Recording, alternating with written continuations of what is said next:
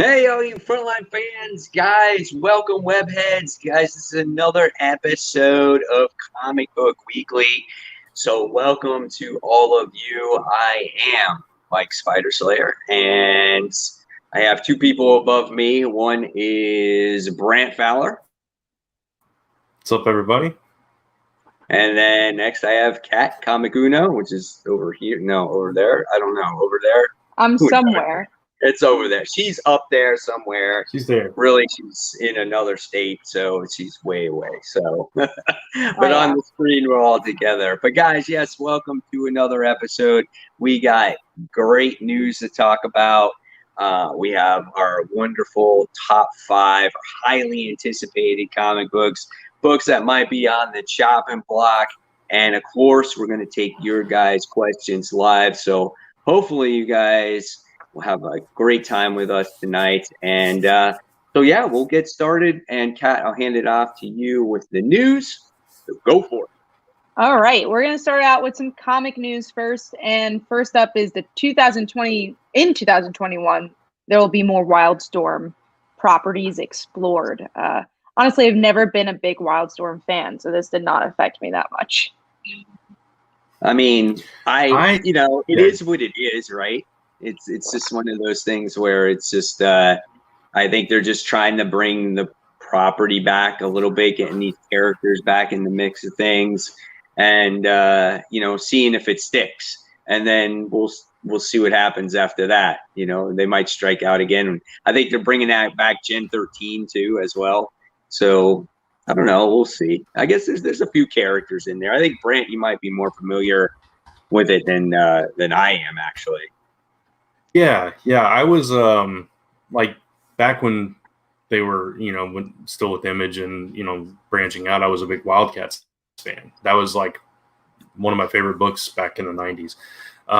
But they haven't been really successful at bringing any of those characters back in a good way ever. I don't think, in my personal opinion. I haven't been able to connect with them since the original series. But I'm glad that they keep trying with them because I think they do have some really cool characters. I love Grifter. He's like one of my favorite characters from Wildstorm, and Voodoo was a really cool. I didn't like the way they did it in the New 52. So hopefully they'll be able to integrate them into DC a little bit more seamlessly and do something cool with them going forward. Yeah, Grifter's in Batman, I believe. So if you want to catch up, maybe he'll be good in there. I think it's issue 101. That's where he's coming 101. In. Yeah. Let me see. I got a couple webheads that are on the show tonight. I got Bavarian that's on. And she says, hi, guys. And then I got the newest member on here, Davey Sides. He's part of Webhead Silver. So welcome, guys. And then welcome to everybody who's watching the show right now. Raphael says, hey, Mike, let me say it's your page that keeps me up to date and makes the collecting just that much better. I really appreciate that. Thank you. I'm glad I could help out. That's always my intention, even when I first started this channel, like eons ago. So I really appreciate it. And we're going to go into the next topic, which is Linnell, I think you pronounced their first name, leaves X-Men for the interior art. So the artist that has been doing X-Men since issue 1 is leaving. It's going to be weird. I feel like that's kind of been the vibe for X-Men. So curious to see where this book goes and why he left, or I don't know, I think it's a he, left so suddenly. Yeah, I'm pretty sure it's a he. I don't know. Maybe he got another gig. Who knows? Maybe they're going a different direction. Maybe it's because of this whole X of Swords thing. I don't know. But it's gonna be. It's always weird when you have an artist on a book for a long time and then it changes. So. Yeah, I like the artwork in the book as well. I thought it just. I don't know. It made the book stand out a little bit. It made it more like a. That flagship book that you expect from a book like X-Men, right? It was like that next level artwork. And now it's just, I have a feeling that, I mean, I could be wrong. We don't know who the artist is going to be in the future, but I mean, it's just like, it's kind of a disappointment because like you said, Brant, it's like you get accustomed to that style of art. So I just hope it doesn't drop off, you know? We have some questions here, or one question. AJ409, is Doomsday Clock still canon? What's up with Tom King? I mean, I think it's canon. I don't know if anything really happened enough to say it was canon, right? Yeah. It was a. What happened? No, yeah, exactly. I'm honestly kind of baffled. I don't know if I have much words for it because it's a really good question. Yeah, I think the only thing we know for sure is that Dr. Manhattan messed with the timeline, and that's still canon. And we knew that from another book. Yeah, like we Right. knew that from, I forget, I think it was DC Rebirth that revealed that. And yeah, I do remember when you're, what were you going to say, Mike? I was going to say, well, with Death Metal, you have the Batman Who Laughs, who is the new, like, Dr. Manhattan. Like, you know what I'm saying? He took his brain or whatever, and he absorbed it into his body. And he's a Dr. Manhattan now. So it's like they combined it that way. Obviously, you know, Death Metal is kind of like in a different universe or a different Earth or whatever it is, but they kind of meshed it in that way. That's the only way I can relate back to it, you know? I haven't even been reading Death Metal. What are you going to say, Brian? Me either. No, go. So there you go. Yeah, I just haven't been reading Death Metal. And I don't know if it's really affected my reading because I think it goes back to like, what is DC planning? I don't think they know what they're planning. So that's why I feel like some of this overall big plot stuff feels a little mushy to me. Yeah, I don't think Doomsday Clock had the impact that it was meant to have. And again, we've talked about this in the past with all the massive delays with it and everything. It just, their plans kind of shifted and it wasn't as important in the long run. So, yeah. And I feel like we had another question. Well, there's a comment. Ruben says, read Strange Adventures if you like, read Strange Adventures if you like Tom King. I actually dropped Strange Adventures. I didn't really like it. I liked Mr. Miracle a lot. I liked his vision. Could not get into Strange Adventures. I just thought it was the same thing he keeps doing over and over again. There wasn't anything really new to it for me. I never even gave it a chance, unfortunately. I like it. I've missed a lot, so I need to catch up. But I like it. It's a little slow. I like the mystery aspect of it, but it's a little slow. Vision was phenomenal for me. I haven't read Mr. Miracle, but I love Vision. Tavi has a question. Why haven't you read Death Metal? I read the first issue and honestly, it just wasn't for me. I read all of Metal and I just felt like I don't like using the word wasting money because I don't think anything's a waste of money when you're supporting creators. But for me personally, I didn't get the enjoyment I wanted. So I promised myself when Death Metal came along, I wouldn't do that. I would try it out. And if I didn't like it, I wouldn't read it. Now, I will say I have a feeling for work I'm going to have to read it. So I might have to catch up on it. But on my pull list, it's not on my pull list right now. Yeah, it's the same thing for me. I dropped Metal like 3 or 4 issues in because I just wasn't enjoying it, and I tried this one and I read the issue, whatever book it was that Superboy Prime came back recently. I read that was just and that was okay. Recent issue. Yeah. So I read that. Speed Metal, was that what it was? No, that was the Trinity something. Yeah, the Trinity one. Yeah, it was last week that it came out where Superboy Prime showed up. Yeah, and you know, I don't mind Metal. I think it's okay. For me, though, it doesn't blow me away because, again, there's just so much for me when it comes to DC, and it's not knocking it, but for me, this is kind of just like there's so much that goes into the DC universe. It's like it's a lot of convoluted stuff, and then with just Metal, it just adds to it. But it is kind of cool. Like, I like the characters. I like the artwork. I like all the different Batmans. Like, I think that's kind of cool. I like, how Wonder Woman is in the series. So I like it enough to where I'm still reading it, and I find some elements like pretty neat. But it's not like my most favorite event that I ever read. I feel like how people feel about Marvel tie-ins when it comes to an event. I feel like there's too many tie-ins for this. It's kind of the same thing, The whole entire lineup for DC, I feel like it's just been death metal. You're right. That's what they're really focusing on. Yeah. All right. Brant, did you have any more comments for that? He's on a massive delay now. I did, but I think I might be delayed. I think Brant's gonna hopefully try fixing his delay. I don't know how that's. Maybe Brant, do you think you could try your phone, or probably not? Or restart your internet, maybe. Yeah, I'll do something. I'm a forerunner. Okay. All right, so let's go into the next news piece, which is MODOK Comic coming from the showrunners of the Hulu show. Probably not going to get this, but the reason I want to discuss is I just think it was really cool that we're getting someone from the creative team of the show to make a comic. That way, maybe for people who like the show to read it, it's like a kind of interesting way to cross-promote the mediums. Yeah, it's a crossover. I think it gets people that might read comics, check out the show, and the show check out the comic. And I think that's pretty cool. And, you never know. Maybe it does cross over into the show. Maybe they'll say, hey, if you want to check out what happens in this story, check out the comic book. I would love to see that. I like MODOK. I think he's kind of a comical character, and I always am curious to see what he's up to.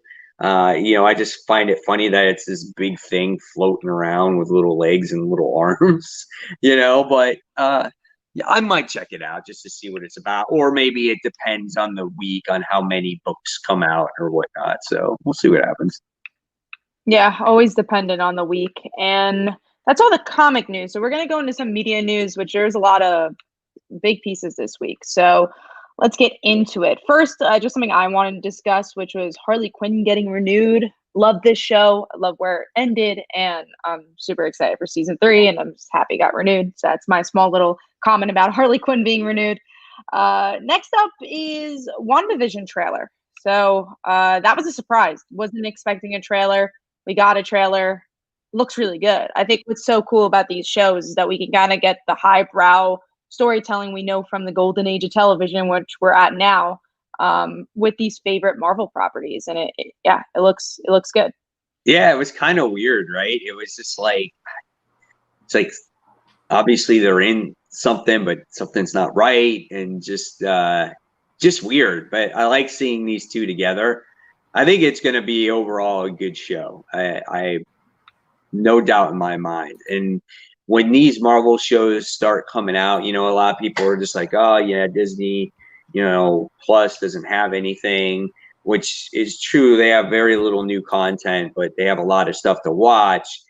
This thing is going to explode and everybody is going to be talking about it, whatever show it is. WandaVision, Loki, She-Hulk, all these other shows that are going to come out. It's going to be huge. And this is kind of going to be like Marvel all over again. Instead of the big screen, it's going to be on the small screen. And that's what people are going to be talking about. And I have a feeling that, we could see things possibly tie together in the TV universe as well. So I don't know, but I'm excited for it when this finally comes all out. Yeah, it shows that, you got to mix the bag a little bit. If you want to continue to be successful, you can't be stale and keep doing the same things. And now Marvel going to television, just, changing the game. And that's really cool. Mm-hmm. Let's see if Brant is back. WandaVision we're talking about. Either he's just really intensely thinking or... He looks like a statue. He was definitely intensely thinking. We definitely have talked about this, but maybe our thoughts have changed. AJ asks, Spider Slayer, who is Kindred? Peter Parker's dad? Question mark.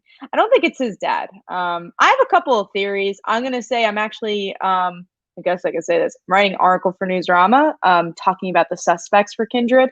So look forward to that. And we've done a video on this channel. I've done 2 on my channel. Stacy. right? Yeah, You say Gwen. Gwen. My early thought process was Harry, I think we all thought. who? Harry Osborn. Well, yeah, Harry was another one. I even said early on it was Boomerang, as he got some kind of like there was this mystical thing that he had or whatever it was, and I thought maybe he was trying to set Peter up. I don't know. I'd be disappointed if it was Boomerang. You know, but there's so many things going on. I think even a couple of people were like thinking that it could be Flash, that maybe it's him. It's hard. It's hard, and I am tired of waiting. I need to find out already.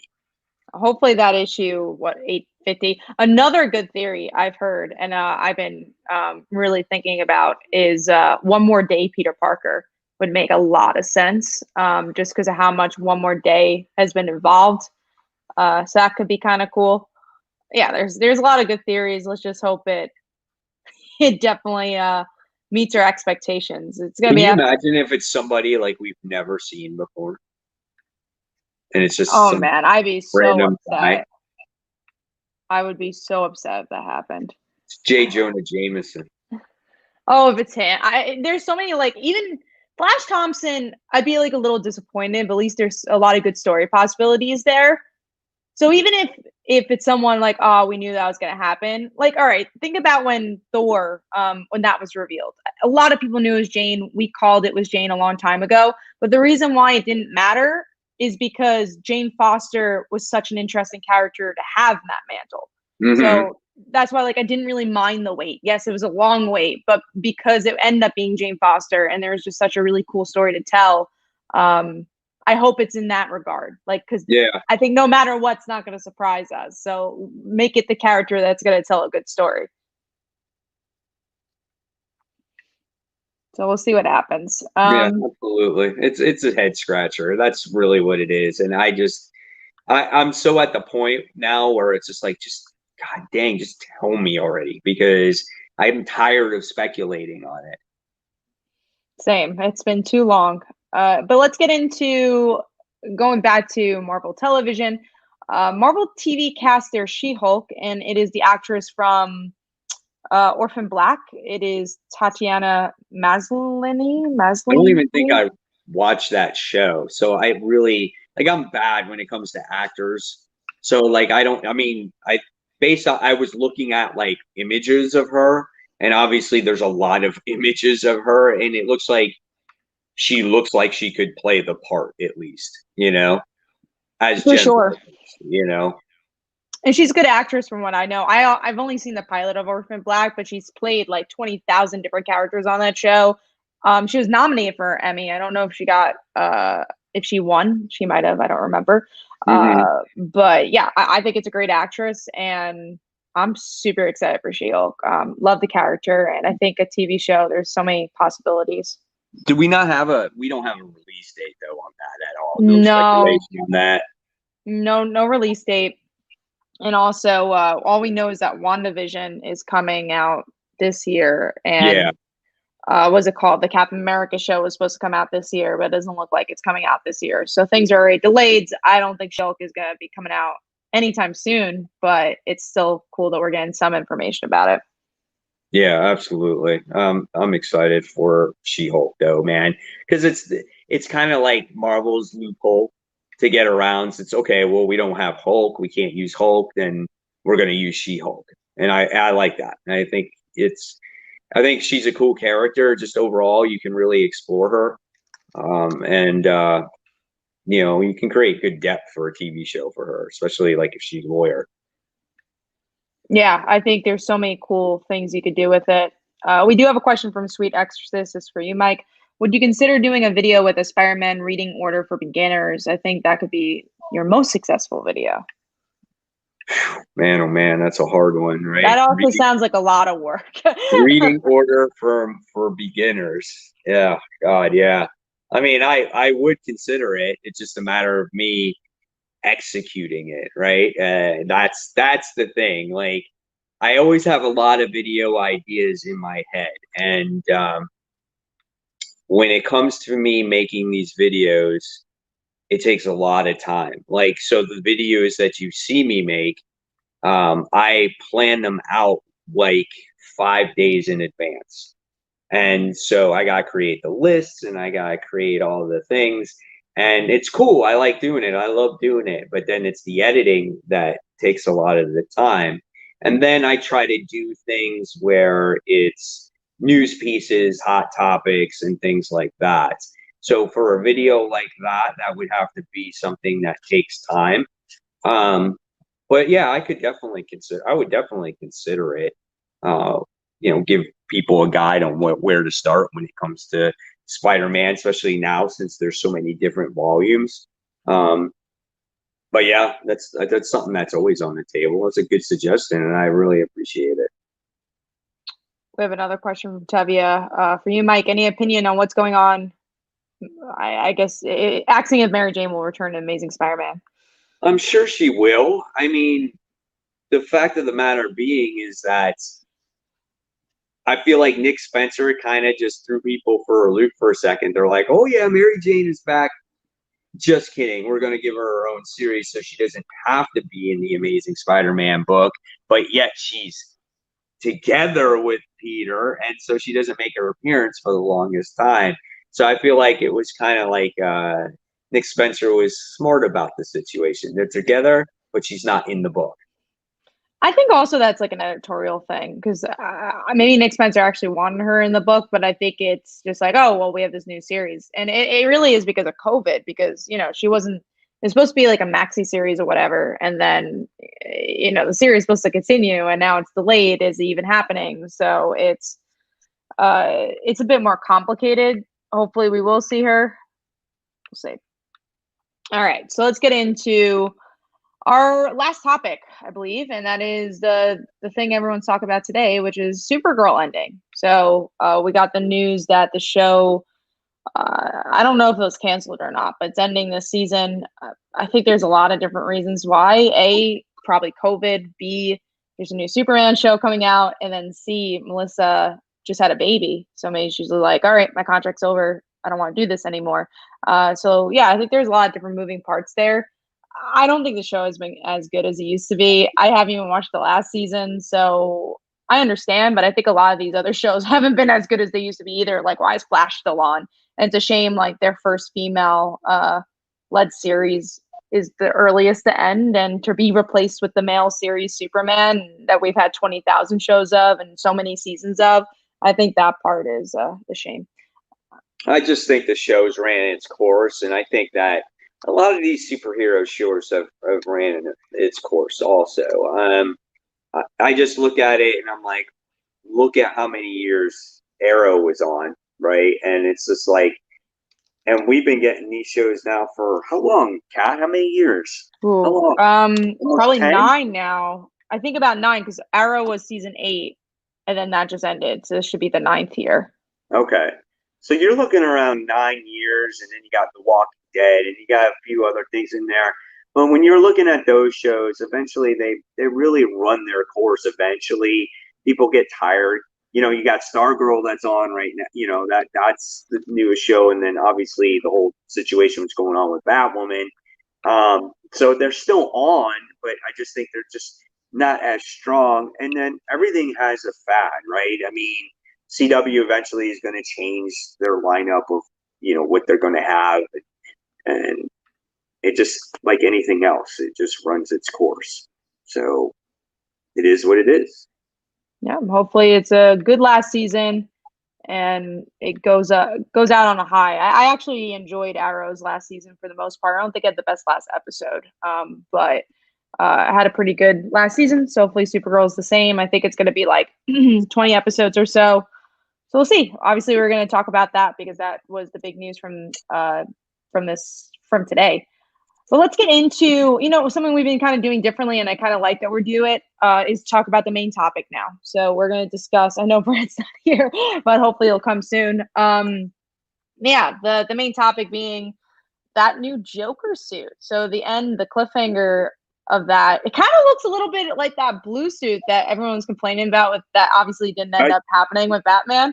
I think it is. And I think he just totally trashed it with like spray paint and all kinds of stuff. You know, he's got that purple cloak on there, and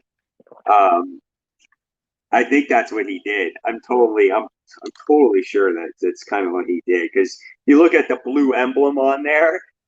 It's like it looks just like it. So he put his Joker smile on there as well. I think it's funny, and Batman's face on that page, on that last page, is kind of hysterical. He's like, it's kind of like a little haunting too, because I didn't really realize that lighting, like that yellow lighting. I'm like, it looks like we're ready for Halloween.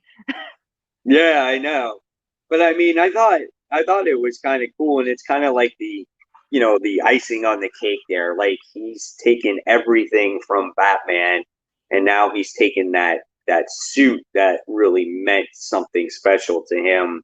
When it was supposed to be that perfect Gotham or whatnot. But yeah, I mean, it was cool. I'm like looking at it right now, and it's just like, what an asshole. Like, in this issue, he like totally destroyed everything. Like, we'll talk about this issue while we're on the topic, I guess. Yeah, I mean, when you look at it, he dug up Alfred, for crying out loud. Like, that's just insane.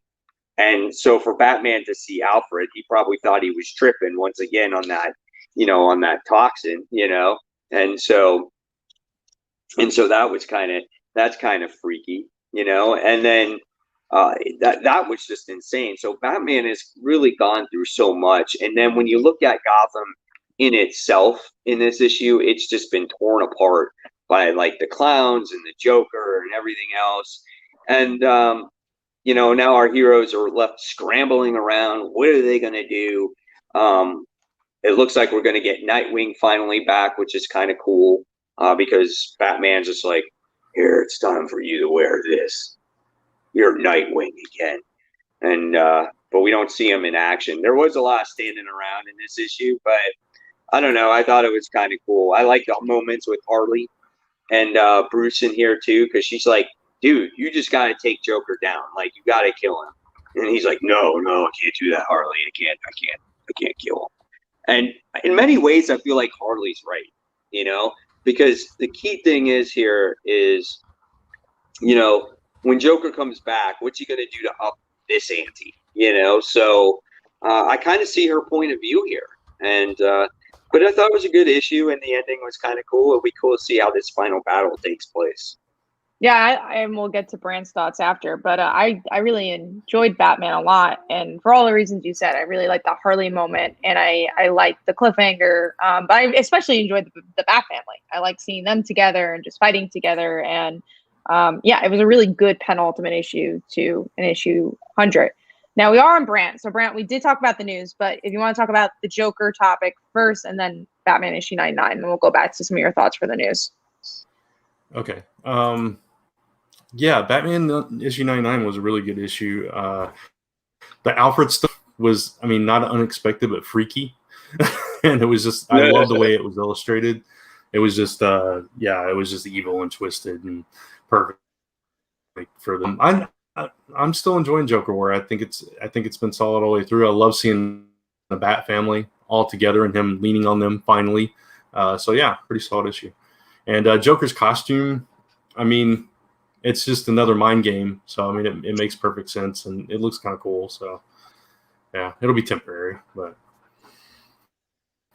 as far as the news, the only thing I wanted to mention was the WandaVision trailer. Sorry, I'm still on a delay. If it gets bad again, I'll bow out. The WandaVision trailer is just all kinds of awesome for me. It looks so quirky and weird, and all the, cutting in and out to, 50s TV shows and that kind of thing. I'm really looking forward to it. Cool. So that is Brand's thoughts on WandaVision. Hopefully stays with us and his internet works well enough. So we're going to get into Under the Radar. Michael's not here, so I'll pass on to Mike to start with Under the Radar. All right, so it's comic talk time. But real quick though, I wanted to ask you guys, like, Jane, Tynion, I never know how to say his name. Tynion. His story here has been pretty good. Do you guys think that he's going to stay on Batman going forward? I hope so. I think so. I feel like this is the dream job right now. So I think he's going to be on for a little while. He was on Detective for a good amount of time. I don't know if it's going to be as long as like Scott Snyder or even Tom King. But I think he has a lot of story to tell still. I don't think it needs to be that long. When we've seen with both Scott Snyder and Tom King how old that got after a while. But both of them were very strong at the beginning. And Tynion, again, very strong. He seems to grasp Batman, and I think it's cool, and I hope he's there for a while at least. Yeah, I agree. I think it's been great. We also got a comment in here saying the issue was good. It just needed more punchline and Clown Hunter in it, in my opinion. When it comes to punchline, I think we've seen a good amount with her that I'm not disappointed with. Clown Hunter, at this point, I feel like we do need to see more of him, especially if this is getting wrapped up in the next issue. So, or is he just a tease in this whole grand scheme of things, and then he's going to be in future issues of the series going forward? And see, that's what I rather. I like that they introduced Clown Hunter. I don't need to see him now because there's a lot going on. I don't need him to be squeezed in or even punchline. Just make it organic and let's see him that way. So, no, I'm cool that we haven't seen him yet because that means there's even more story to tell. And again, we'll have room for it. Right, yeah, exactly. I agree with that.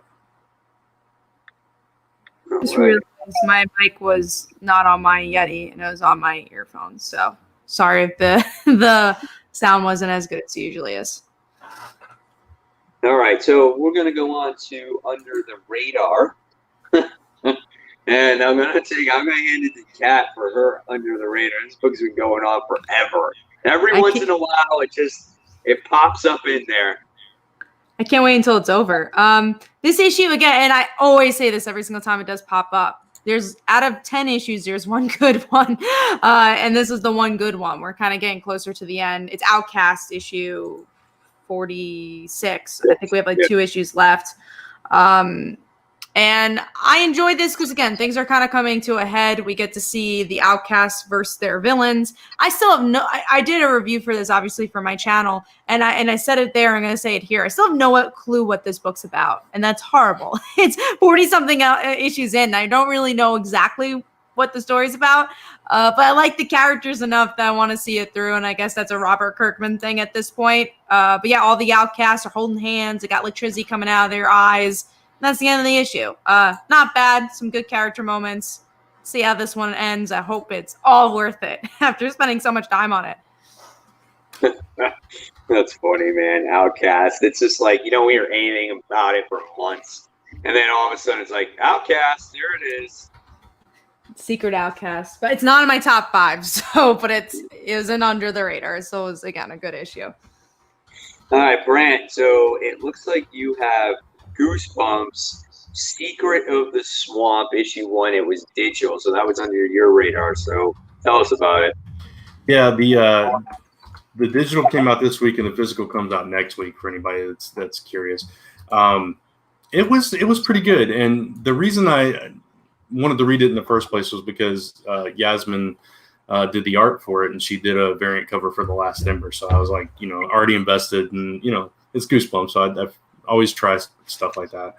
And it was really good. It was focused on a girl that moved in with her aunt and didn't know anybody in this small, swampy, sleepy town. And she's a gamer, and she realizes that there's another gamer that, like a really popular gamer, that lives there. And she also has she lost her arm, so she's got like a mechanical arm, and there's this whole thing about how do you game with that, and she's like, I handle myself pretty well.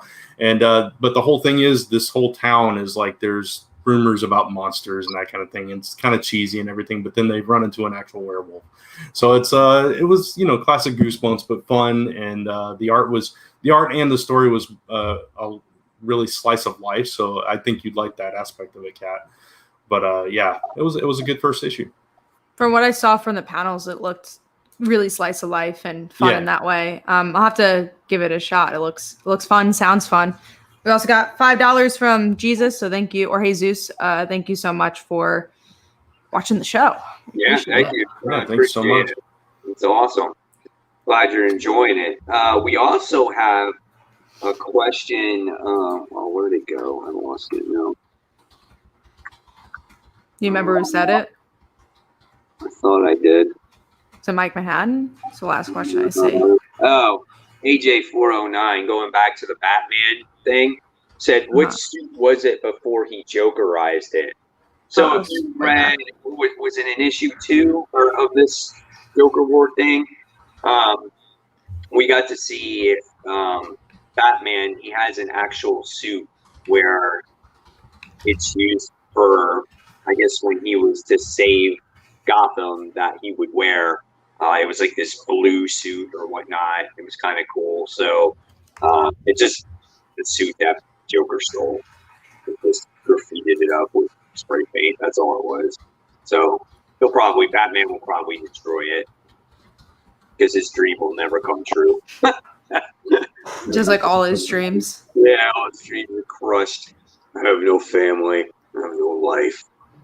All right.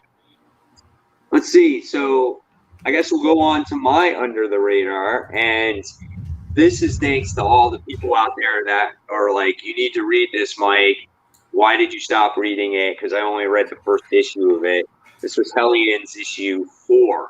And I read the first issue, and for some reason I didn't like it. Maybe I read it while I was in bed, and that's never a good thing to do for me when I'm reading. And so I know I picked it up in the last issue of the story arc, but I thought it was actually good. Brent, do you read this or no? No. Okay. I think maybe I read the first issue and didn't care for it either. I don't remember, honestly. Yeah, I think I only read the first one.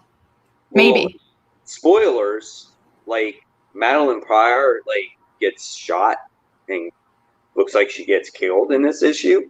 Oh wow. And yeah, sorry I spoiled it. I shouldn't have done that actually. No, it's fine. That's what this show is about. I should have gave people a spoiler warning. Yeah, we didn't do our spoiler alert. Yeah. Because I'm in charge, so we're not Yeah. I haven't done any of the banners. I don't even know where it is. Yeah. It's in the brand. Yeah, brand. Yeah, there you go. And Alex Summers is just goes haywire. And they wind up destroying is Mr. Sinister's cloning factory that's gone south. So that's what that was a mission that they were on that they had to destroy. And so he totally went apeshit when she got killed, and he destroyed everything around him, which was kind of cool. But then you're kind of just left hanging oh my God, she's not dead. She's got to be coming back some way or another. But you're kind of wondering, okay, well, what's next with her? She was actually rejected from the resurrection process. They asked permission, but since she was a clone, they rejected her. And so Scott goes to Alex and says, I'm sorry, I can't do anything about this. And that's kind of how the issue ends. So it's really kind of a sad situation. So I thought it was actually really good. I mean, it's not in my top 5 because I felt like there was other books in there but I was wow, this is good. And I'm going to check out the next story arc. Cool. It sounds better than it was. That's good to hear. Definitely. Yeah, it actually was. All right, so that was our Under the Radar. So we're going to go on to the big books. These were the books that were released this week that we thought were big and that we're going to talk about. And so the first book that we're going to talk about is an independent book.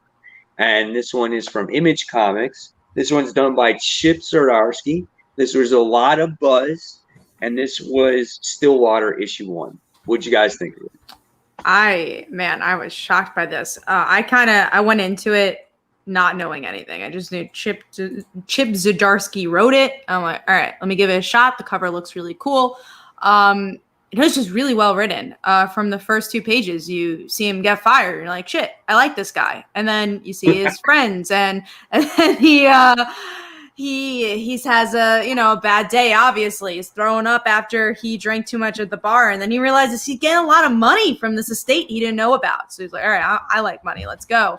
And they go to this town of Stillwater where no one dies except his friend because he's on the outskirts of the town. And then he finds out his mom lives there. And there's all this really crazy stuff that happens. And a really well done issue. I really liked it. I was shocked by it. And again, just really well done pacing for me.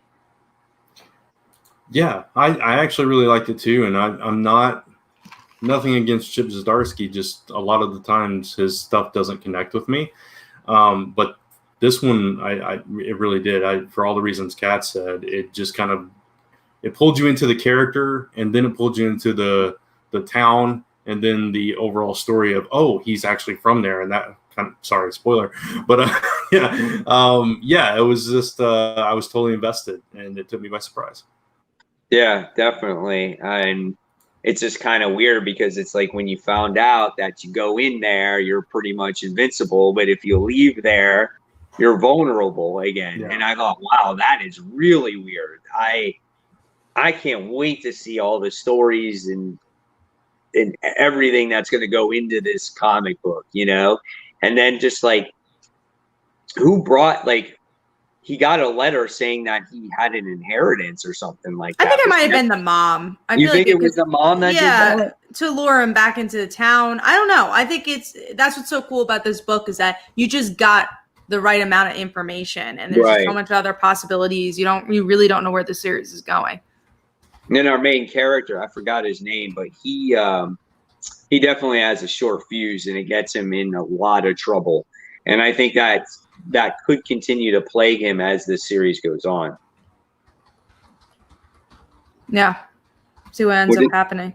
What did Serenity say? Serenity says, never heard of it, but that sounds like a preview page I saw on the back of a book. 2 guys in a town where no one dies, so kids are like killing themselves. That's it. Yeah, you're exactly right. That's where it was from. It's weird that they showed that snippet because that's not the beginning of the series. It's like middle of the issue. Right. I tend not to read those previews in the back because if I'm going to buy the book, I don't. But that's what made me buy the book, though. Really? Yeah, because I read that and I was like, "This sounds interesting." And then I saw Chip Zdarsky's name attached to it. I'm like, "That really looks good." And then I was like, I like the artwork. I mean, I like when they show previews like that because, especially for independent books, when it comes to Marvel and DC, it's like Spider-Man, Captain America, Hulk, like those people. But for an independent, you gotta throw that pitch. You know that, Kat. You know that brand. You gotta throw that pitch, and that's that pitch to get those people to buy those books. Yeah. So I like that. Yeah, I tend to look at them. I just don't tend to read them. The previews. Right. Yeah. I like looking at the solicits usually, so I'll read pretty much all issue 1 solicits and be like, all right, that sounds cool. That sounds up my alley. Let's see. And then I'll look up a preview and like, all right, what does this art look like? And then I'm like, oh, never mind. It looks great. Yeah, but I think people will really like this story. Definitely worth it for sure. All right. Let's move on to another number 1 that was released. And this is Iron Man issue 1. So we got Iron Man back to basics. Tony Stark pretty much like on he's like on a midlife crisis. The dude's just like, I'm not going to have any high-tech shit. I'm just going to ride around with muscle cars. I'm going to play pranks on people, throw magnetic pulses in each other. So yeah, I thought it was actually a pretty good issue. I thought a cat when I saw Patsy in there. I was so happy, but also like confused why Patsy was in this issue. Right. Not in a bad way. I love that Patsy was here. I think it worked for the issue, but I'm like, I never knew Patsy really had a relationship with Iron Man. Right. She just happened to be there, and then she tags along. But I like the humor in the book. I thought the humor was really well done. I know I put that in my panels with the whole when Unicorn was in a library and they're like, oh, does he have a freaking library card and stuff like that. I thought it was cool, and I thought the artwork was really well done too. But yeah, I thought it was awesome, man. I thought it was a pretty good book. Definitely worth checking out.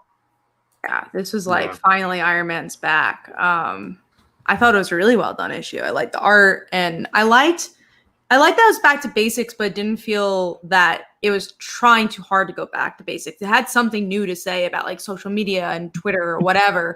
And I liked the villain a lot in the end. I thought it was a really well done first issue. Yes, absolutely.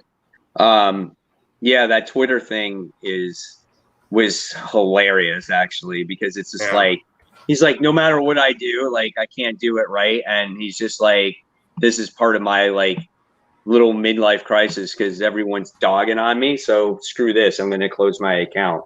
So I like that. I thought that's really kind of fitting for the today society, because you see a lot of celebrities, you know, they sit there and they go, well, if you have nothing positive to say, or if you don't like anything, what, you know, screw this. I don't want to deal with it anymore. So I thought it was cool. And, you know, where Iron Man goes from here is still kind of yet to be determined, but I thought it was good. It was a good issue.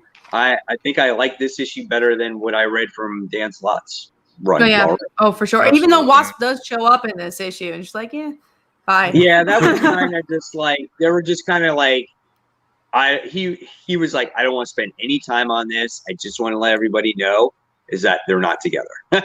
That's pretty much what it was. Yeah, it's like, oh, we got to address this, but, you know, is what it is. So yeah. Because I think he wants nothing to do with Dan Slott's run whatsoever. I think he just wants to. Which I don't mind. Even though I'm going to miss, I didn't read as much about Iron Man. I'm going to miss seeing a place that Janet could possibly show up, because she just doesn't show up anywhere. But no, I think it's great that he's doing something totally different. And again, I guess using Patsy as the new Janet, not romantically, because I don't know if they'll be in a romantic relationship here, but it's just like, where's Pepper? We're going to add Patsy instead. Right. Yeah, exactly. We'll add another female in there, but it's cool that he gets to work with somebody else. Maybe it could be only for this story arc, whatever the case may be. But I like seeing different characters that we don't see on the normal basis, and it gets the reader exposure to that particular character, right? So I thought it was awesome. Yeah. It's interesting. I think all of us liked Iron Man, but from what I'm seeing from the comments, people didn't quite like Iron Man issue 1. Interesting to see that. Yeah, that is interesting. I really like it. I mean, some people might expect Iron Man to be, you know, this high-tech certain story, but again, the way comics are these days is stories tend to be drawn out more. It takes more time to flesh out stories, and you're going to see kind of Iron Man go through this process. I think you're going to see Tony go through this process. I also like when you deconstruct a character and kind of boil them back to basics and kind of, you know, you've done all this, and then now let's take a step back and see what's at the core of the character and kind of build back up from there. So I think that's what he's trying to do with this one. Yeah, I agree. Tevi has a comment. He didn't like it because he felt that makes Dan Slott's Iron Man pointless. But I feel like that's most books that relaunch to a new creative team. Like Donny Cates and Jason Aaron have two completely different Thors. Doesn't make Jason Aaron's Thor useless or, you know, bad. It just, that's how comics work. You got to put, especially mainstream comics and Marvel and DC, you put the toys back in the toy box, and then you have another creator do something else with it. Sometimes you'll see characters grow, and sometimes you'll see characters do different things. Like Jane Foster, we saw her up her own Valkyrie series, and we get to see different story beats that way. But a lot of times they put the reset button, as we even see with Nick Spencer's Spider-Man. It's just kind of the way comics works. So I don't think Dan Slott, you know, it's like you said, Kat, like it's like you know, you see a different version of Captain America, and you saw the different version of Spider-Man with Superior. There's just all these guys have their way of writing a particular character. What they do with them is what they do with them. Batman, same thing. Tom King. Like, look at Tom King's story that he wanted to tell, and now look at this story that Tynion wants to tell, right? So it's just everyone has their own interpretation or story that they want to write. Sometimes a particular writer, I feel, stays on a book too long. I think that is an issue, right? They don't know when to call it quits. And so we can also compare that with Brian Michael Bendis and Superman, right? Peter J. Tomasi had, I felt, a fantastic Superman, built up the character, got the Superman family together, you know, especially with John and Superboy and all that stuff. And then look at what Bendis did with Superman from there, right? Aged up, Superboy, did all these different things. And so everything that Tomasi did, Michael Bendis had his own agenda. And so, again, everybody is different. They're all going to do what they want to do. And that's just the way it is. And just hopefully when a writer is done writing that particular character, they leave, you know, enough there to where the new writer can kind of start over with that particular character. So yeah. All right. So that was Iron Man. We talked about Batman already. So we're going to jump into our number 5. And my number 5 actually was 7 Secrets from Tom Taylor. What did you guys think about this issue of 7 Secrets this time? The twist at the end was everything for me. I think I enjoyed the series, and I love like learning about this character and how he came to be there and all that. And you're kind of slowly learning about all the holders and keepers and all that stuff. But that twist of where that character's future was just like, oh, okay, that changes everything. So that was really cool.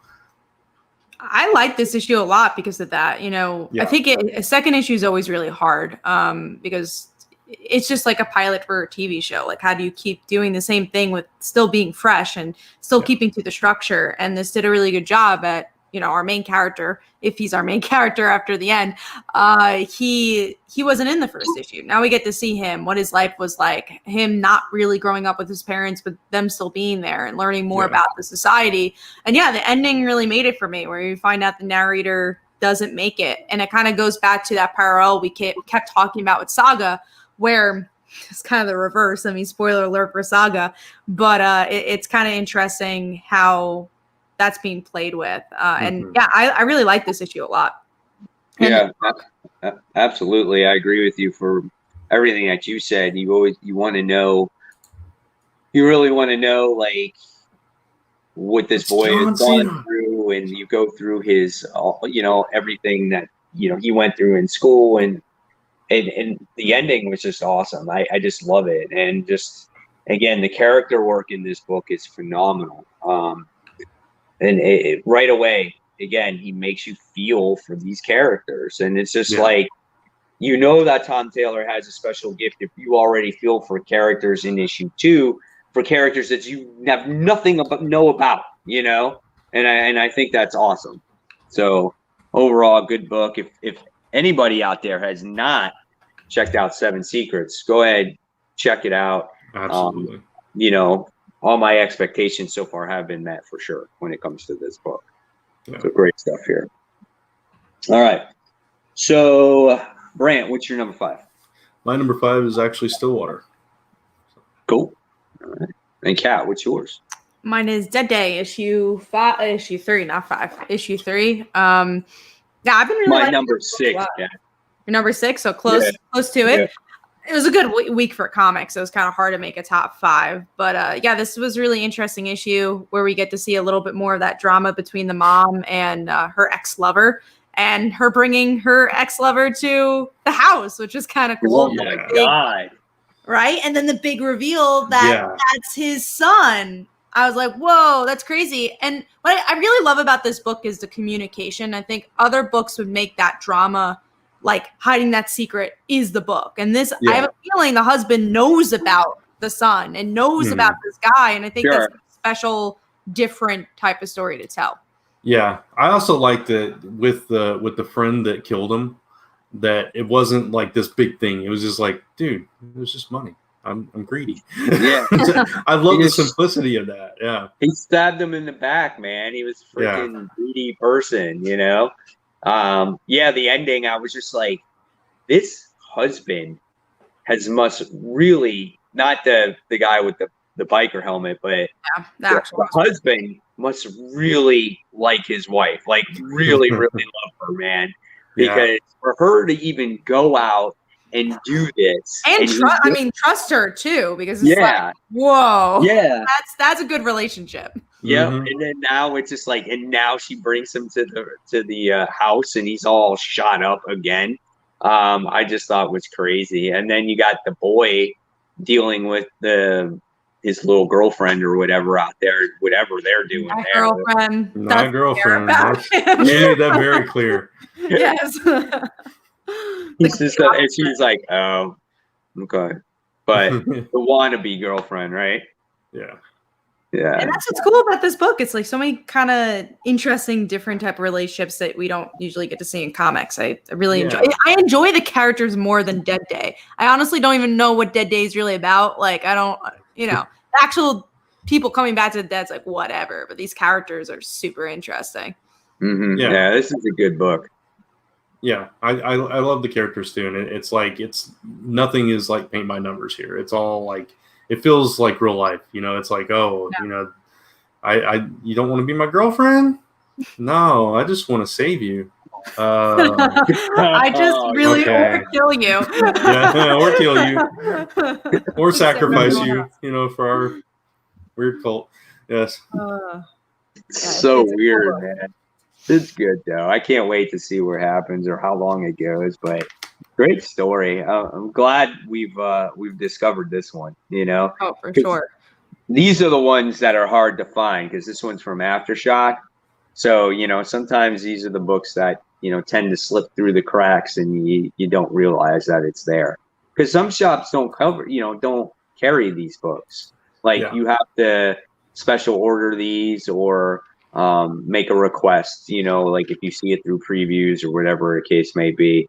Or a shop may only get like 1 or 2 copies and then you miss out on it and you don't even know it comes out. So these are the tough ones, man. Unless a shop is indies. Right. Unless a shop is bold and sits there and goes, I'm gonna carry 20 copies of Dead Day.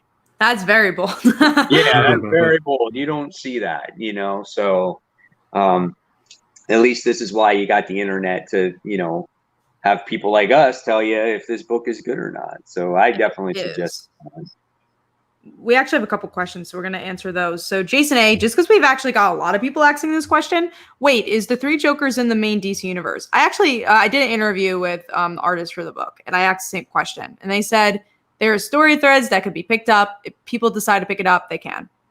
So I think that's the same thing with Doomsday Clock. It's just like if other writers pick it up, it'll be canon. If they don't, then it's not. It's very ambiguous. It is. It's very ambiguous. And I guess we'll see how it ends and if there's a possible sequel that can happen. But I guess the answer is, I don't know. Next question from Zombie Dance. Have you guys read Finger Guns? It's damn good. An incredible coming age story. Could not get into it. I know a lot of people love it. Couldn't get into that one. I read the first 2 issues of it, and I felt like for me there just wasn't enough to it, right?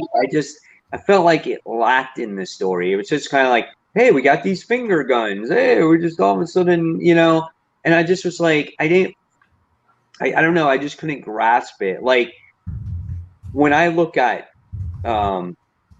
Paper Girls, like I was almost, I guess, trying to compare myself from that to in Paper Girls. And Paper Girls, that's a great coming of age story for me. Like there was a lot there with those characters. Brian K. Vaughan wrote a phenomenal story there. And so when I saw this, I was just like, and I read the first couple issues, I was like, man, I just can't get into it. Like this was a book I really wanted to like, and I just couldn't get into it, unfortunately. I thought there were some interesting concepts with it, like the girl with her, I can't remember if it was her father or stepfather. It was her. stepfather, I think it was. Yeah, I thought it was stepfather. Yeah, that little thread was interesting, but like you said, it was all just overwhelmed with just hey, let's play with our fingers kind of thing. It was less of the meaty stuff and more of the just kind of goofy fun stuff. And I think I needed a little bit more out of it. Yeah. Gotcha. I'm playing with my fingers. Just the way you said that. It's like, how can you explain that, right? Right, yeah. Oh boy. All right, so we all went for our number 5 now? I believe so. Okay. And yes, you need to read Paper Girls. Yeah. Very good story. And I think you'll probably enjoy it better in trade. I'm pretty sure. Kat, you read it in trade, right? You have, because you have I've reread it. Yeah, I've reread it in trade. And I think, I mean, it's hard because I just love the books. I loved it in single issues because I wanted to find out what happened next. But yeah, I agree. I think if you want the full story, read it in omnibus. I'm guessing it comes out now. Then you also have the TV show, which is going to be really cool to see how they expand on some of those stories too. Mm-hmm. Yeah, it's awesome. All right, so we're going to move on and talk about a book that I didn't read, and this is Excalibur issue 12. Yeah, man. I read it because of X of Swords, and I didn't really like it. Right, exactly. Oh my goodness! I read the first arc and I enjoyed the first arc, but after that I got a little bored with it, and so I dropped it. I picked up this issue because of X of Swords, and I was bored to tears. I struggled to get through this issue. The issue was about Apocalypse gathering all the ancient High Lords, the externals, and basically killing them to power a gate. That was like the whole issue, the whole purpose of the issue. And just his explanation of how the mutants have evolved, and it was just so boring. I'm sorry. No offense to the writer, but I couldn't.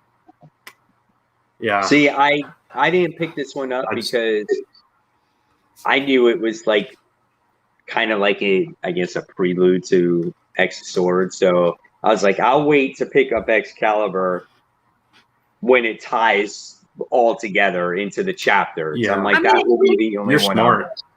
It does tie into it, like the last page, or you get to see this like pink whatever thing it was. And I guess I got so bored up to that point. I don't really remember what happened in the end. I just remember there was this pink building, and that was also an X-Men. I'm like, okay, I guess that has to do with X of Swords. Yeah. So. To illustrate, not to cut you off, Kat, but to illustrate how boring it was, even the High Lords were telling Apocalypse that, hey, dude, you're talking too much. We've heard this before. We know how the story ends. It's like... You would think you'd learn your lesson from that. I think it's worthwhile to skip it. It honestly gets me a little less excited for X of Swords. And I'm like, oh, man, if it's like this, I don't know if I could pick up 22 issues of this. We'll see. Right, exactly. I know. I'll give it a try. I mean, I'm definitely going to give it a good shot, like a good couple of parts, but we'll see. We do have RJ who says, what's the next big Spec book? Any ideas? I think the next big Spec book is going to be Shang-Chi issue 1. That's my guess because of the new character that's going to show up. Could be. I think it could be I always go back to Donny Cates and just everything that he's been doing. And I think it could take place in Thor, or it could take place in this whole King in Black situation. We could get a lot going on in that. There could be a lot of speculation happening in that. Who knows? And also with all these, different TV shows coming out and stuff like that, there could be another Spec book for anything. Anything is definitely Spec these days. All right. So I even, you guys know I watched Comic Tom 101, and he had a Spec book that came out that they thought of, and it was Sentry issue 4 from Jeff Lemire's run, because the characters or the creatures in there from the void looked like it was possible null. And it was just like, oh my God. And it kind of makes sense, you know? And we also most recently have from the Web of Venom series, the Wraith book, when Null was, I guess, or came out of the prison of symbiotes. There was also this creature of light that was released as well. And we don't know who that is or what it is or if it's going to fight Null. So again, that's something else that's going to be introduced into the future, whether it's a character that's been around, secretly around, or is going to be announced for the first time. So I think that's going to be a big deal too. Yeah. I actually did. I know I wasn't here last week. I did enjoy Web of Venom Wraith. I did read it, and I did really enjoy it. Yeah, interesting tie-in to all that stuff. Yeah. You know. And then I also, I mean, like I say, I like Donny Cates, everything that he does. That crossover book that he's going to do, I think that has really high potential as well. Yeah. AJ thinks issue 25 of Green Lantern is a spec book or is going to be a spec. I don't even know they're up to issue 25. Volume 4, did that already come out? I thought, yeah, it must be a different, because they're in season 2 of Grant Morrison's right now, right? So it's exactly. 4 or something. So he's probably talking about the whole book. Yeah. Is that Jeff Johns? Let's look it up. Green Lantern, Volume 4, issue. Yeah, I don't even know what volume we're on at this point. It is. Sinestro Corps? Yeah, it is a Jeff Johns. It is Sinestro Corps, part 11. Yeah. Of course, yeah. Wonder why that's like a spec book now compared to back then. I'm not sure. But if it's Jeff Johns' Green Lantern, it makes sense. Yeah, absolutely. Whenever they make Blackest Night into a movie, then you would think that would be a spec book right there. Yeah. I could definitely see that. All right. Problem is with Blackest Night is I think they printed so much, it's a little harder, but never know the sweet spot. No, you never know. You never do know. All right. So let's talk about. All right. So we talked about 7 Secrets. So we're going to go on to our number 4. And my number 4, believe it or not, is a book we already talked about, and that was Iron Man issue 1. So, Kat, what's yours? Mine is Stillwater. We already talked about it. Brand? Mine is Thor. We did not talk about it, so we can talk about it. This is issue 7, and I just thought it was fun. Just the hammer coming to Oklahoma, that dude finding it, and him writing on it to call Tony Stark and kind of messing with Stark, rewriting stuff on it to mess with him and stuff like that. And then this guy just gets transformed into Thor or something, and we don't know why or how. And I thought this character's back story was interesting. His prison life, and now he's just like this dude that works on cars. It was just a fun issue for me. So not as good as the previous arc, but still fun. Yeah, it's the beginning of obviously a new arc and a story to come. And I do like how it kind of full circle around from the first issue. I thought that was pretty cool with the whole writing on the Mjolnir thing. I thought that was cool. I love the conversation that he had with Beta Ray Bill. I thought that was pretty cool.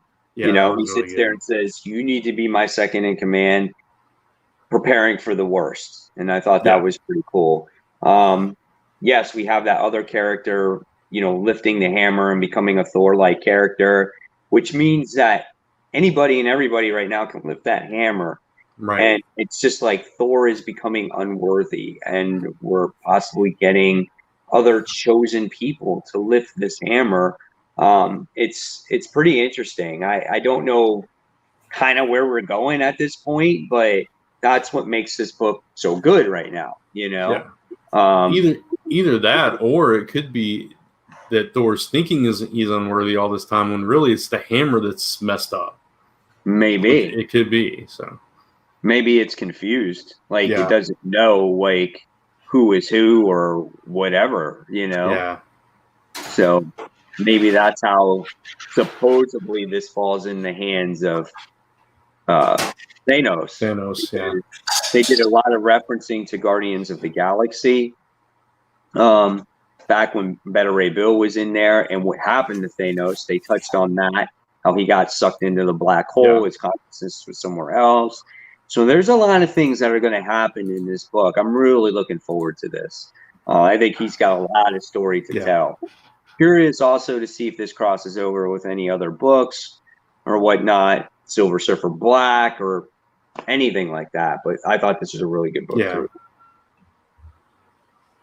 All right. So that was Thor. That was your number 4. And so now we're going to talk about Amazing Spider-Man, Sins of Norman Osborn, issue 1, which technically is Amazing Spider-Man issue 50, in my opinion, because that's why they did that. I didn't even notice. So they did another issue because they wanted the other one to be a big issue, and like, but we still need another issue. Didn't even notice that. It should have done one of their point issues they used to do. Because you actually needed to read this issue. I mean, I'm sure you're going to describe it in the next one, but this is an important issue and cleared up a lot of stuff. And Green Goblin and Spider-Man are teaming up. There's like a lot of information here. Yeah, and this was a better book. Like this was probably the best one out of this story arc that I liked. I agree. You know, and obviously you have all the spider characters, you know, coming together to do what they want, what they need to do. Spider-Man, Norman Osborn teaming up, secret headquarters under Ravencroft, you know, through the padded cell, which was kind of cool. And I thought it was great. I thought it was a good issue, man. Probably the best issue I've read in a long time. But yeah, very important. You needed to read this to understand what's going on in this story and going forward in the next story arc. Even to understand the motives of the other spider characters, because I remember me and Mike were talking about this last week, where I'm like, I don't understand like why they feel like they need to hurt Spider-Man, and then you find out the background of that a bit more here, and there's some really good beats between them. Also, Spider-Woman not knowing Anya's name was funny, which is one of my battles. But yeah, it was a pretty good issue. It didn't make my top 5 this week, but I agree with Mike. It was one of the better issues of this arc for sure. Yeah, I think the art could have been a little bit stronger. But aside from that, I really did enjoy the actual issue. And the stuff with Norman and just this conflict of, do I help my worst enemy? And then, like you guys said, all the other spider characters being like, no, don't help him. Yeah. You'll end up dead if you do. It's an interesting thread to pull. And it's hopefully going forward, it's more interesting like this issue was, and less like the previous 3 issues. So we do have a question from Comics Fun. Did the Ravencroft series tie into Spider-Man? Just a little. Yeah, not a lot. You don't have to read it. I think it tied in more to Carnage more than anything, because it tied into Cletus Cassidy's grandfather, something like that. Somewhere in that. I didn't read it myself. I've just heard tidbits about it, but you don't need to read it to understand what's going on in Amazing Spider-Man. No, there's that Norman Osborn's the head of Ravencroft. That's all you need to know. So pretty cool. All right, next. I didn't know this came out this week. I didn't get it. It didn't make it in my poll. Teen Titans issue 45. Yeah, came out this week. Sadly, what does it look like? Because I need to see if it's still in the comic shop. That's the cover. I totally missed it, man. It wasn't the best issue of the series, to be honest. No, it's just slugging by. I think there's some good character moments in it. Like I really like Crush and Roundhouse being friends. I think I cool. love their friendship. Yeah. That was the best part of this issue, I think, and just still teasing the love. Not the love, but the possible relationship with romance. That's what I was trying to. Couldn't think of the word between Emiko and Wallace. But yeah, those parts were really good. But the plot of the issue, like the villain they were facing, which was Gizmo and his horde of toys and that kind of stuff, was kind of just it was there. I like that they were questioning that Damian's involved with it, which was pretty cool. But yeah, the villain wasn't very interesting. And like I said, this book is definitely just like waiting to end. Yeah. But you're still getting moments from the characters, and I'm gonna pick up the Endless Winter one shot because at least we're gonna have one more story after that. Yeah. So absolutely. this is playing right after the annual, right? Yeah. They're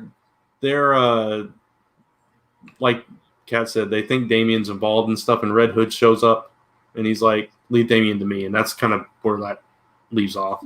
So yeah, they'll pick that up somewhere else, but yeah. Gotcha. Okay. They'll probably have it at the shop tomorrow, and then I'll end up picking it up. Yeah, I don't think that one's selling out. No. Well, unfortunately, it's not, but we loved it here. So, yeah, absolutely. Until the next Teen Titans book comes out, we'll see. But Teen Titans is a property I think they need to keep that because it's everywhere, man. Teen Titans has been around for eons in DC Comics, and whether you're old fan, new fan, and then you look at TV, cartoons, I just think they need to have a comic when it comes to Teen Titans. We have another question. There you go. You can read it. Go ahead. Go ahead. I'm not gonna read it. Oh, that's true. I'll read it for you, Brett. So what the fuck is Endless Winter supposed to be about? Is this the Damian Wayne event thing? Not a Damian Wayne event, but I also don't know what the fuck Endless Winter I don't think anybody knows. We've gotten some, obviously all jokes aside, we've gotten some information about it. It looks like Vikings are coming. I don't know. It doesn't quite interest me. What it looks like to me is DC trying to do War of the Realms in the winter.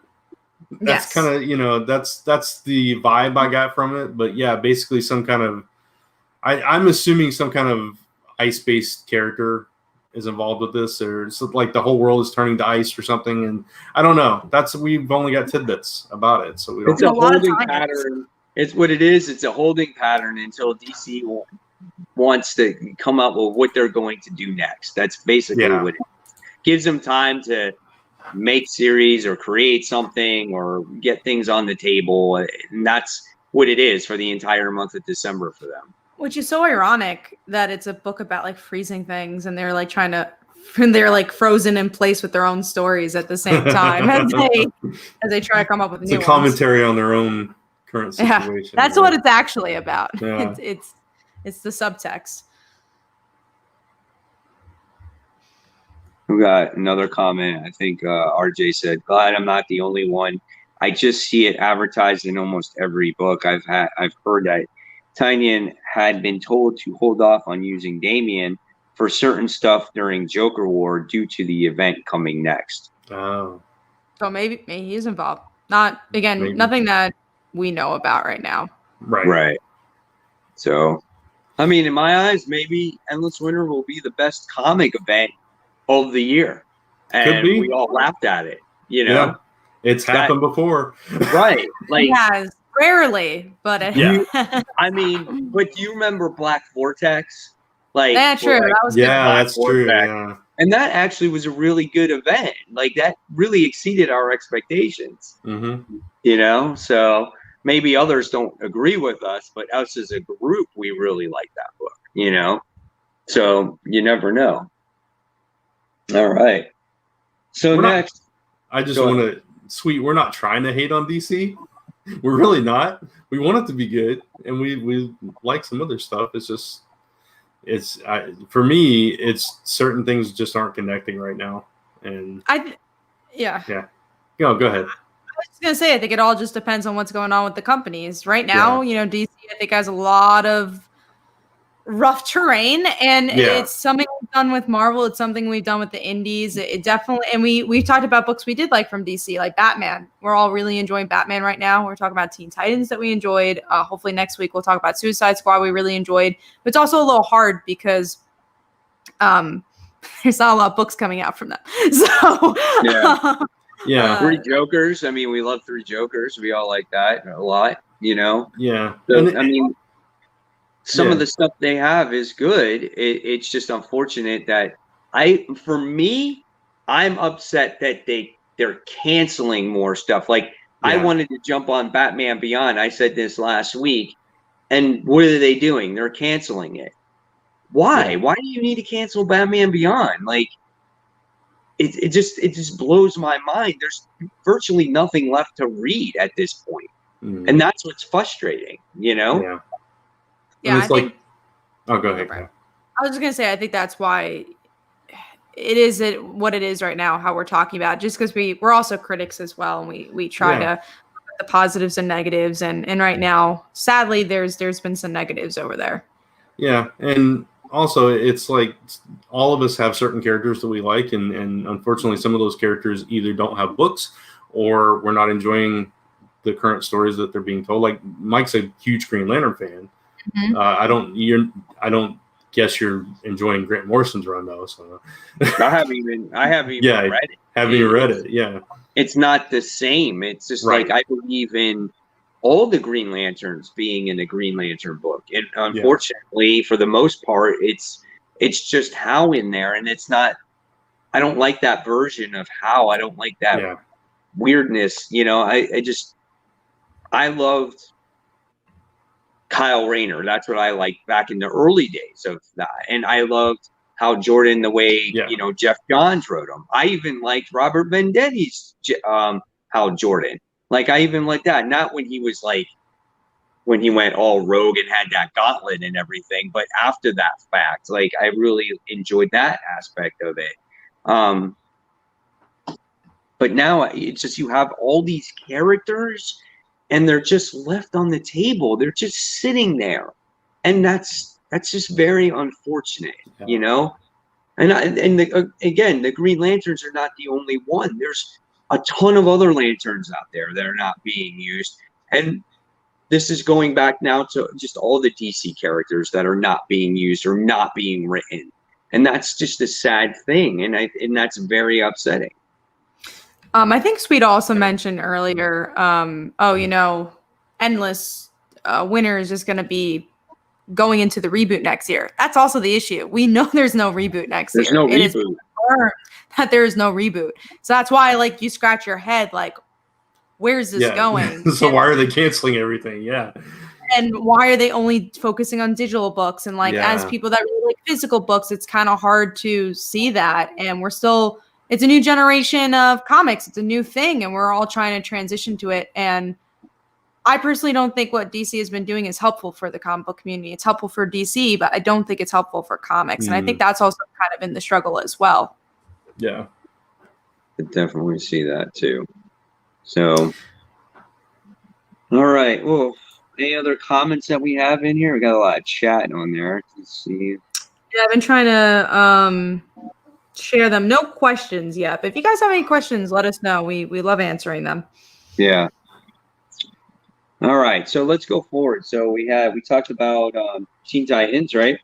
So we're going to move on to number 3, and my number 3 was a DC book, and it was Batman issue 99.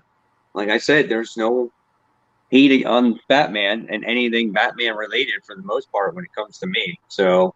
And DC knows that Batman sells, so they're going to continue to make that Batman product, you know. So that was mine. Kat, what was yours? Mine was Iron Man, so we discussed it already. Brant? Mine was also Iron Man. Ooh. So Iron Man gets some love tonight. All right, so let's move on. We talked about Dead Day, issue number 3. Black Manta says, I don't get why they would cancel Harley Quinn either, since she is the Deadpool of DC. Again, that's what everyone is scratching their head about. Like, we don't know what's going on because Harley's canceled, right? Batgirl's canceled. Suicide Squad is canceled. Suicide Squad canceled. Teen Titans canceled, Green Arrows canceled, Deathstroke canceled, Supergirl canceled. Like, just listen to that, right? We've had Green Lantern. Huh? There's no books left. Yeah, Green Lantern Corps canceled. You don't have anything. And so that's why it's so frustrating. Instead, you have Batman, Death Metal, Endless Winter. That's it. And maybe a bunch of one-shots that I think are coming out also. Yeah, Wonder Woman and Flash, but yeah. Yeah. You got Wonder Woman, who just got a new creative team. Flash is getting a new creative team. Red Hood, which I've said this already, I'm jumping back on again because we're getting a new creative team for that. So I'm legit giving DC every chance there is. Like, if a book is starting again or getting a new creative team, I'm trying it. But every time I seem to try something, they're like, well, just kidding, it's getting canceled this week. So again, we'll see what happens with this. All right. People watching, thank you so much. Yeah, thank you guys. Awesome. Really appreciate it. You know, that means a lot, you know. And I know someone said, you know, thanks for the honest answer. And that's all we are. We're just trying to be honest. We're not dogging. We don't hate. We want the comic industry to thrive. We want these things to do well. Absolutely. You know, I don't really dog. Me personally, I don't dog on particular comics. I just will disagree on how things are being run and if I'm happy with that or not. You know, I'll do the same thing for Marvel. We all discussed it with Marvel when it came to their whole legacy numbering, and they're all new, all different. Remember when we talked about that and X-Men Gold, and like we went on and on about that stuff. Even just we didn't like Excalibur today, and me and Brant discussed that it was boring. We're worried about X-Swords. So I think one thing that we take pride in on this channel is like, yes, of course we have our favorite characters, we have our favorite favorite franchises, but we really do try to be very honest and open about both companies. We don't play any bias. We just see what's a good story, and we talk about a good story or where we see faults in what a company is doing or what a series is doing. Yeah, and more times than not, we try to find the positives in anything. You know, sometimes things just don't connect with you. We're all individuals with individual opinions and tastes and styles and that kind of thing. So not everything's going to resonate with all of us. Yeah, absolutely. All right. Jesus says, if DC cancels more comics, Image has some pretty cool comics too. That's exactly. Right. The one thing that I hear, and I'll say this here, now that we have a lot of people watching, is, and I said this before in a video, I see other people talk about comics and they trash comics. I mean, trash them. And there's so much negativity that it's up to the point of, why are you reading these comics if everything you read is you hate, right? And if you don't like it and you're looking for something different, go read independent comics, because that's original stuff, right? And so I feel, and I know you guys feel, that there's something out there for everybody. But if you don't like something, you're opinionated to it, that's great.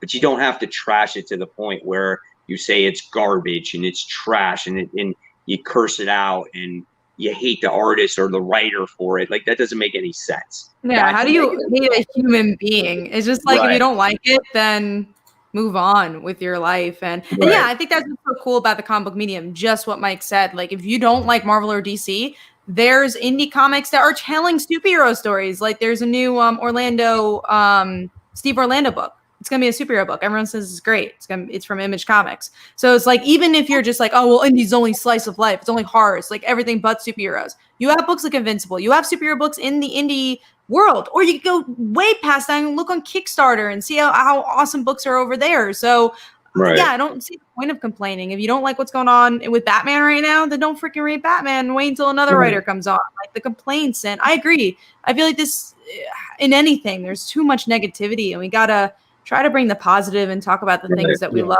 and like. And I wish there was more of that. Right. I mean, you got to understand that we are comic book readers, right?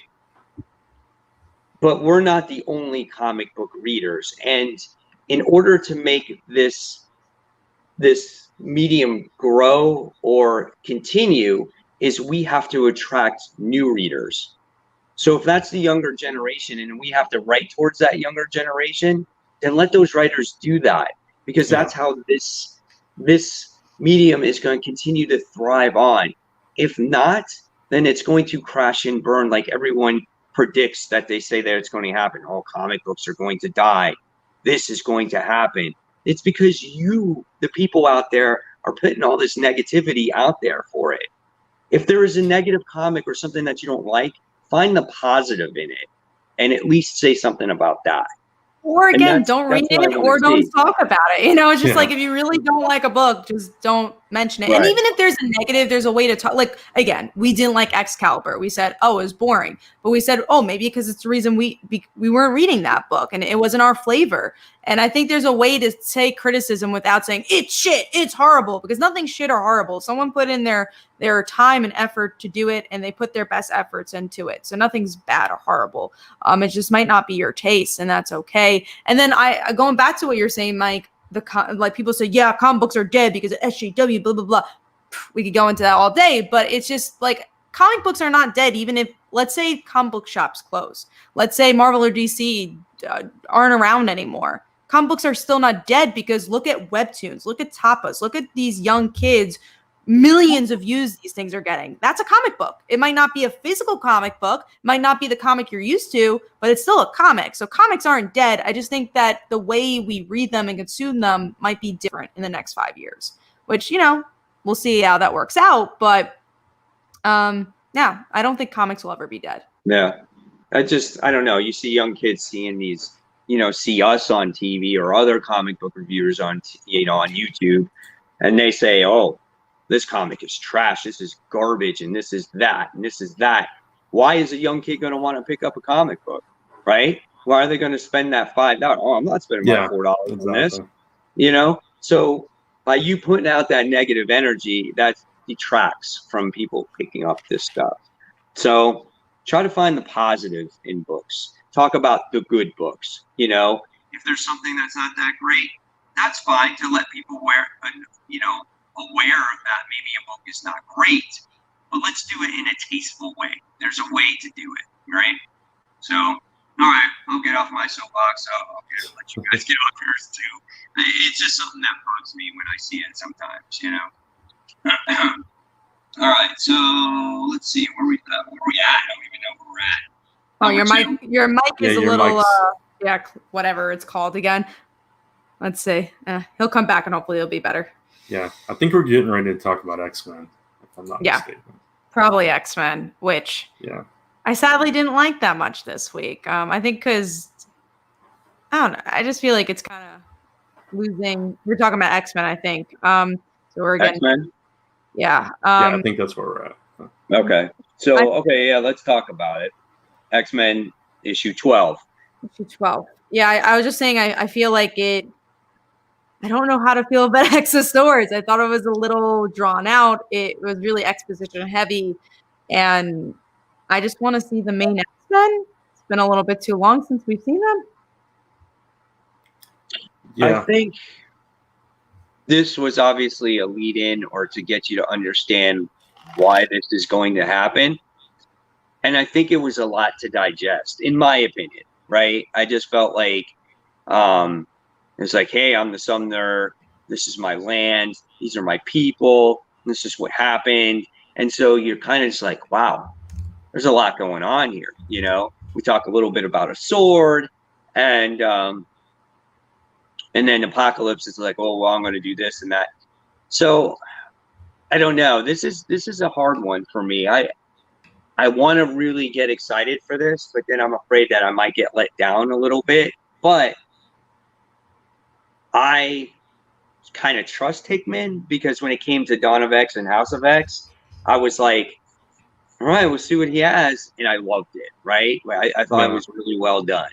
So this could surprise us. And I think maybe I hope so. I think the lead into this was a little bit, confusing or overwhelming, but I don't know. We'll see. The lead in hasn't excited me, and I think that's what Kat was saying too. That's the problem, that I'm like you, Mike. I want to be excited about it. I want to. Right. You know, it sounds cool. All these swords. You know, what does this mean? It sounds kind of cool conceptually, but yeah, this issue was better than Excalibur, but it was still like a lot of, like Kat said, a lot of exposition, a lot of history, trying to inform you to get you up to speed with this event. And yeah, so it was not quite as enjoyable as I had hoped it would be. So. It's interesting because this other half of Krakoa that attached itself to it is really the summoner's like other land, right? It's like he's come from this other world basically, and somehow now they found a way to go back in there and kind of reclaim that land. I guess that's what they're going to do. Yeah.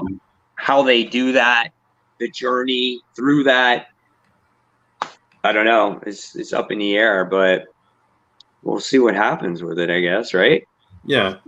It is interesting about his mom, like how that comes into play and all this stuff in the lineage there. It's some interesting stuff. It just wasn't presented in the most interesting way. Right. We kind of felt this way towards Empire, right? When we read that initial part where the scroll was like had a tree growing out from his mouth, and we're like, what is this? Right. And then for me, when it came to Empire Avengers issue 0 and Empire Fantastic Four issue 0, that did nothing for me. For Empire, it made me not want to read the event at all. And then when I got to the event, I really enjoyed it. So hopefully this kind of is the same thing. Yeah. We did have a question from Jacob. Is all the X-Men titles tying into X of Swords? Yes. Yep. All of them.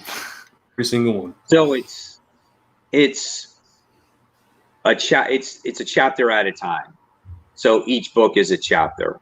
So if you were reading all of the X books to begin with, you're good, right? Yeah.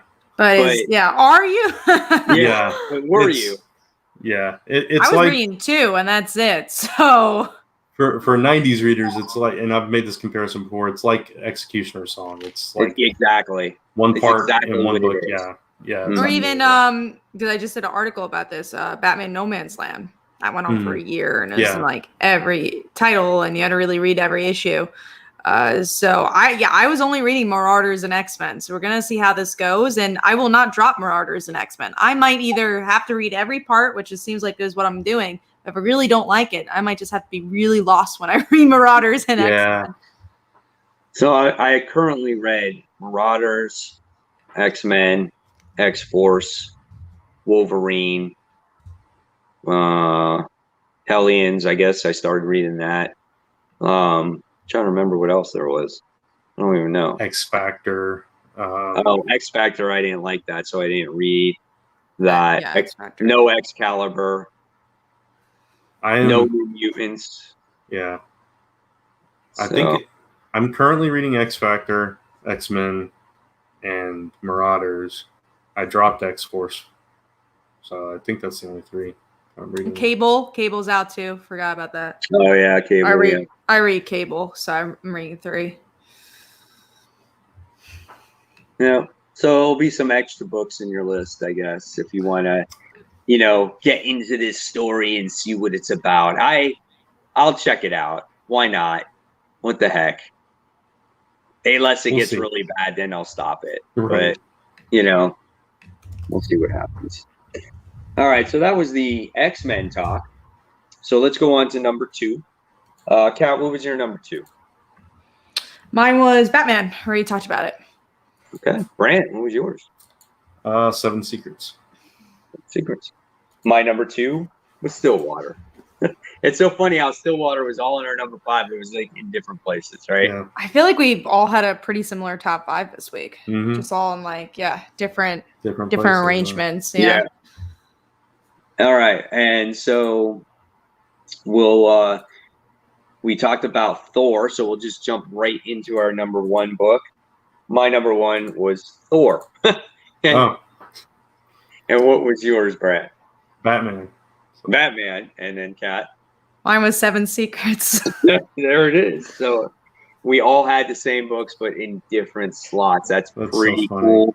Because I read almost 19 books this week. Yeah, I read 16, I think. I think I read the least. I think I read like 13. Let me see. I read 12. Did you? 12? Gotcha. Yeah. And I read like 5 or 6 of them today. It's kind of weird because it's like last week on Thursday, I read like half of my books. And then I really didn't read anymore. I think I read Spiderman. And then I didn't read the rest of them until today. So I was like, shit, man, hopefully I can remember what happened in these books, you know? Yeah. I had such a crazy weekend these past few days. But yeah, so it was crazy. But now we're going to go on to the chopping block. And who put down Excalibur there? I did. You did? Yeah. Well, if you're reading X of Swords, you can't chop Excalibur. I know, but I don't know. I was so upset with this issue. I was so bored that I was like, I'm gonna put it down, dropping it again. And I wasn't thinking, but yeah, we'll see. The thing is like if you're going to drop any X title, you might as well drop all of them until X of Swords is over. Can't drop that Kitty Pryde Marauders though. Yeah. Come on. Can't drop. She's gonna get a girlfriend in between all of this if you drop Marauders. I'll have to see like which part of the story the first tie-in for Excalibur is, and I'm enjoying it to that point. So if I'm not, then yeah, it's dropped. So I think after creation, oh god, I forgot where it was, because we're on my website on leagueofcomicgeeks.com where I go to get my information. Yeah. And it gives you the description of the book. It tells you where that particular issue takes place and then where it takes place next. So it's kind of interesting. So I want to say that the next one takes place in X Factor, if I remember correctly. I could be wrong. I actually could check my list. Let me see. Because X of Swords comes out this week. It's X Factor. And that's all X-Men. Yeah, X Factor, right? X Factor, Wolverine, X-Force, Marauders, Hellions, New Mutants, Cable. Excalibur's part 9, so I have plenty of time. You do. to decide if I'm going to drop it. Yeah. So there you go. All right. So I guess now, Brand, I'm going to hand it over to you. We're going to talk about some of the key issues or most anticipated books that we're looking forward to next week. Yeah. These books could potentially be key issues at some point. We don't know. We'll find out. So we're talking about key issues in our heart. Yeah, they're key issues in our heart. We're already talking about it. So X of Swords creation, number 1. That's part 1 of the event. So we're all going to try that one and see if we dig it or not. So, what are you going to say, Kat? I was just going to say, we'll see. I don't think I have more comments than that because I feel like we've already dogged on X of Swords enough. All right. Something that we're all positive about, Spider-Woman number 4. Oh, that cliffhanger was so good. Yeah, so good. I can't wait to see like what happens from that point. Like, it's just a whole new world for her now. And it's like, okay. Yeah, I mean, for the viewers out there, if you guys didn't know, like, spoiler, Spider-Woman, Jessica, finds out that she has a brother. Her brother and a niece. Yeah. And right, and they're all 3 of them are on this adventure together, and the brother has powers. Yeah. So that made for quite interesting cliffhanger, and you found that out at the end of the last issue. Yeah. So if you want to find out, and the mom's still alive too. Yeah. That's another thing we found out. So if you want to find out what's going on going forward, go ahead and pick that next issue up. Yeah. And I think Spider-Woman is a really good example of how, again, 2 different writers could take Spider-Woman in a different direction but still be really good, and even have elements from the previous run if you decide to do so. Like, we love Dennis Hopeless's Spider-Woman. It was great. And, one thing I loved about it was her relationship with Roger. And even though we don't see Roger as much, he's still in this book somewhat. And he's still, still canon that Roger and Spider-Woman are going out. And her baby. and her baby, or Jerry's still around as well. But then you have this wholly new story and seeing her family and something that wasn't touched upon in the last series. So it's kind of cool to see the different takes, and both are really good. Yeah, absolutely. Couldn't agree more. All right, we also got Batgirl number 49 continuing the Joker War stuff and how it's affecting her and her family. Interesting stuff happening with her and her brother and her father. Their whole family is just kind of like broken apart right now. As always. Yeah. I like this last arc, so hopefully it sticks the landing with issue 50. Yeah. Then we have two number ones. We got Juggernaut number 1. Juggernaut's getting his own book.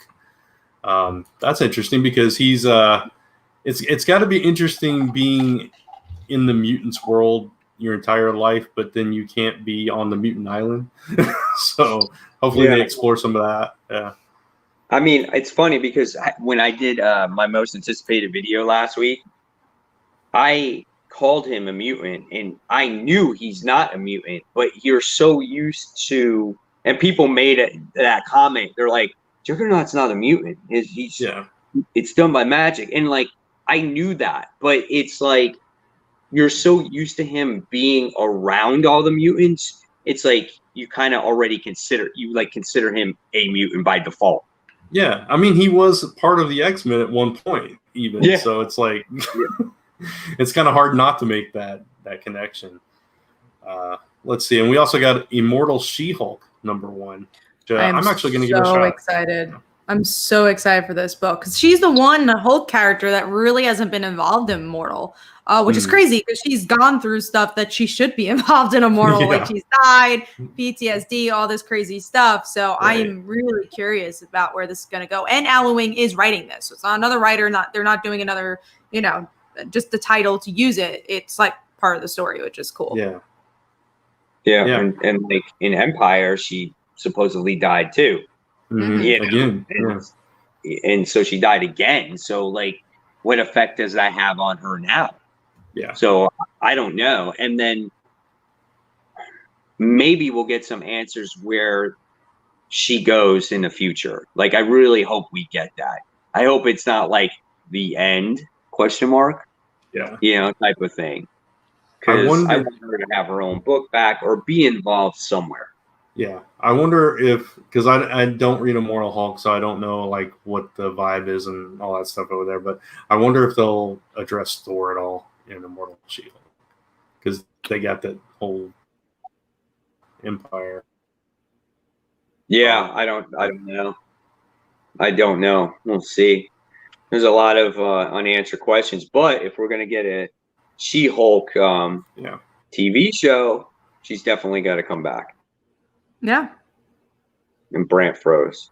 Yeah, I think he froze up. Yeah. Oh, I think slow motion. We can hear you. Can you hear me? Yeah, now you're good. I think you're good now. Okay. So we just have one more. Suicide Squad number 9, which we're all fans of and sad to see it go. Hopefully it's a good issue. I mean, this is supposed to be when Deadshot dies, so we'll see if that actually happens. Right, so definitely could for sure.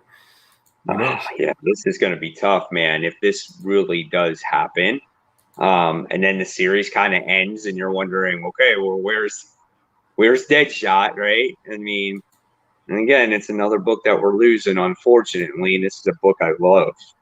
Yeah, good artwork too. So I think that wraps us up. So we're going to pass it on to Mike to close out the show, get all those banners up. All right. Yeah, guys. So this is it. This is the end of the show. So we appreciate all of you watching. Thank you for all the viewers taking the time to watch us tonight, and also the post viewers who are watching after the fact. Thank you for all your comments, your questions. Hopefully we'll see you guys next week. Any of you guys have anything else to say? I'm good. Yeah. All right. So until next time, guys, this is Comic Frontline and Comic Book Corner 2.0 signing out. Thanks for watching, and see you next week, everyone. Take care.